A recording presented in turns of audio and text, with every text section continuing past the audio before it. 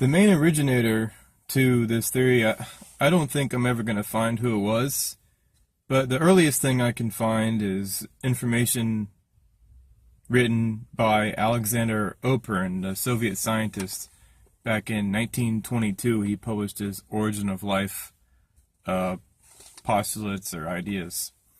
And I took four specific ideas on here, and I wanted to tie them together with stellar metamorphosis to make it clear that what we're dealing with here is a worldview that's unlike anything we've ever really could come to terms with in the past because of, various reasons. In the abstract, I have written Alexander Oparin was a Soviet scientist working behind the Iron Curtain. Many of his ideas are true and can be further developed by utilizing GTSM. Explanation is in the author's writing in dark green.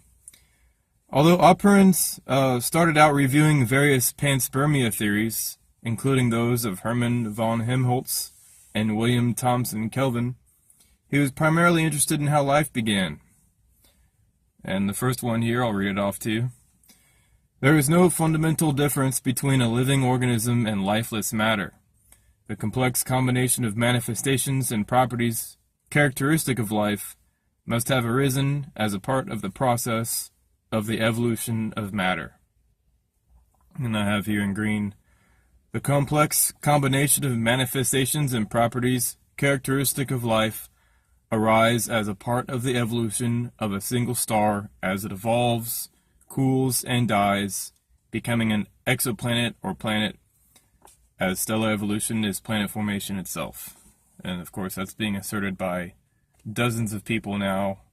A lot of people behind the scenes are also asserting that as well. I haven't seen what academics and the mainstream are saying, but I'm pretty sure it's going down. And they're trying to make adjustments for it. But, being that they have a very conformist society, a lot of people aren't really speaking up. And it's a worldview that's beyond my capacity to develop fully, even though I'm trying my best.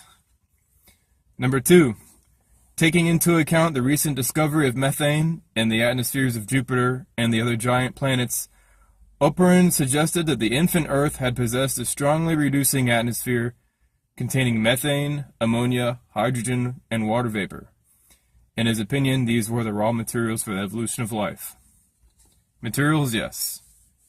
Physical processes, I don't think he had that down. One of the main processes is gravitational collapse. The star crushes itself, fueling energy transformations and different types of reactions due to the energy transformations, thermochemistry, electrochemistry, and whatnot. And I have here written, Earth had a very violent, hot past before it even possessed a reducing atmosphere. It was big, hot, and bright like the sun before it was cool enough to allow for the formation of ammonia, methane, hydrogen gas, and water vapor. They are the raw materials for the evolution of life. As life itself evolves on the star, as it evolves, life and the star evolve together, and dies when the star dies, as in the case of Mercury, Mars, Venus, which is a pretty big jump there, because I don't know, you can't be too sure if life even formed in those objects depending on how fast they evolve. So I amended this, but I haven't actually changed the paper. Number 3, in Oparin's formulation, there were first only simple solutions of organic matter, the behavior of which was governed by the properties of their component atoms and the arrangement of these atoms into a molecular structure. Gradually, though, he said, the resulting growth and increased complexity of molecules brought new properties into being, and a new colloidal chemical order developed as a successor to more simple relationships between and among organic chemicals. These newer properties were determined by the interactions of these more complex molecules. And that's what's happening in the atmospheres of Neptune, Uranus, Jupiter, and Saturn, and all the exoplanets that are around those sizes. It's the simple atoms are combining and making molecules.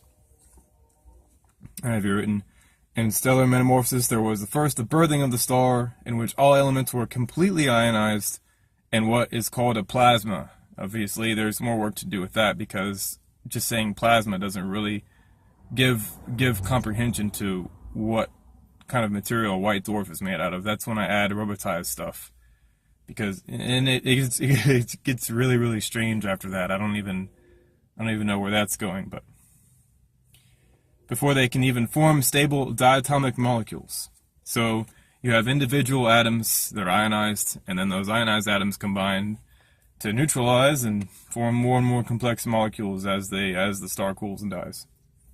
The diatomic gases are formed as the star cools into red dwarf, brown dwarf stages of stellar evolution.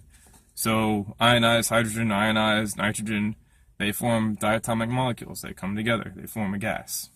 It's really, really simple. Number 4, Oparin posited that this process brought biological orderliness into prominence. According to Oparin, competition, speed of cell growth, survival of the fittest, struggle for existence, and finally natural selection determined the form of material organization characteristic of modern-day living things. What is also, and I have here written, what is also important in determining how close the evolving star is to its host. That will determine if life itself can arise, as well as how evolved the star is, or how evolved the star is. Stars without atmospheres or an appreciable magnetic field, such as Mercury, are dead and cannot host life. So, there you have it. The beginnings of a new paradigm based off of something that was written in 1922. And from my own experience, I don't want to approach the stellar evolution thing from a cold, calculating, mathematical, physical standpoint, where it's like it's indifferent and it subtracts the meaning away from us, from like a physics standpoint, because that's just cold, and if you study that all day, you'll just go crazy.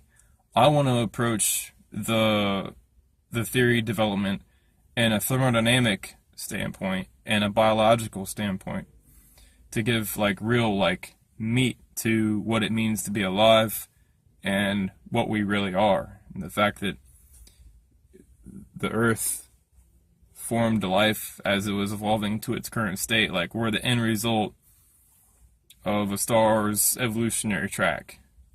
It's absolutely insane. And I also wanted to point out something that I just realized.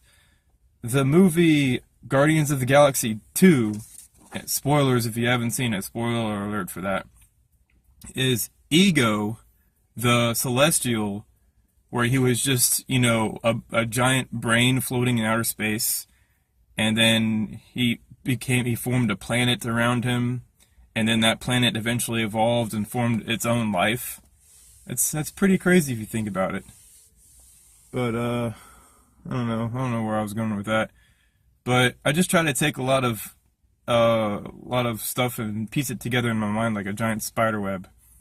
And I can honestly say that I got really lucky, because the person that pointed this out was saying that I had taken the theory or the idea from somebody else, but really it wasn't true at all. I stumbled upon it myself, and the fact that somebody else was working on it literally 90 years before I even discovered it myself, it's like, wow, I can't believe it. To think that somebody was solving these problems and they weren't working on it. They were off in their own fantasy land.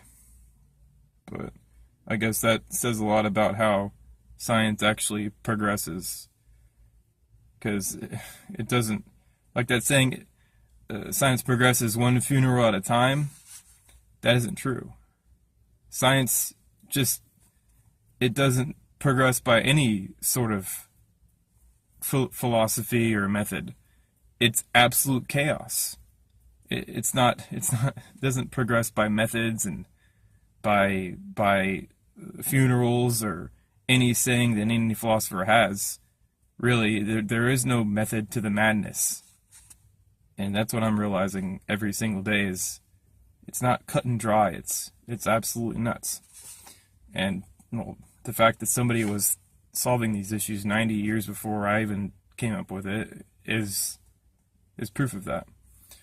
All right, y'all. Later.